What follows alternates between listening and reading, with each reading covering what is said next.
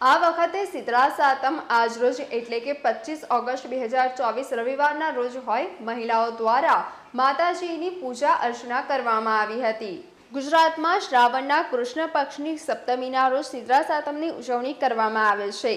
આ વખતે શીતળા સાતમ 25 ઓગસ્ટ 2024 રવિવારના રોજ છે। ઉત્તર ભારતના રાજ્યોમાં હોળી પછી બાસોડા અને શીતળા અષ્ટમી ઉજવવામાં આવે છે। તેવી જ રીતે ગુજરાતમાં શીતળા સાતમની ઉજવણી કરવામાં આવે છે।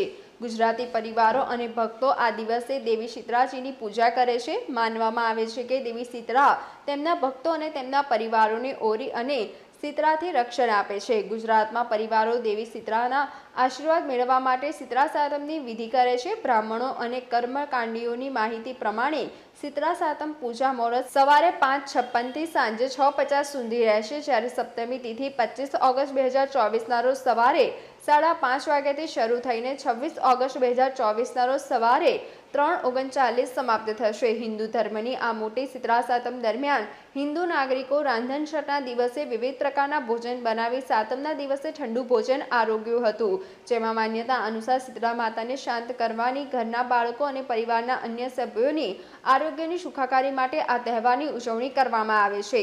વૈજ્ઞાનિક દ્રષ્ટિએ જોવામાં આવે તો શ્રાવણ માસના મોસમને અનુસાર પણ આ તહેવારની ઉજવણી યોગ્ય ગણવામાં આવે છે।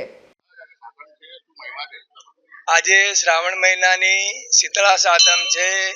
આજે બધા ઠંડુ ખાય અને માતાજીની પૂજા કરે છે। મહિમા એમ હોય છે કે 12 મહિનામાં એક વખત શીતળા સાતમ મોટી સાતમ આવે એ દિવસે ફરજિયાત દરેકે ઠંડુ ખાવાનું રહે છે, જેથી કરી 12 મહિના એમના સારા જાય। મારું નામ દિનેશ મહારાજ,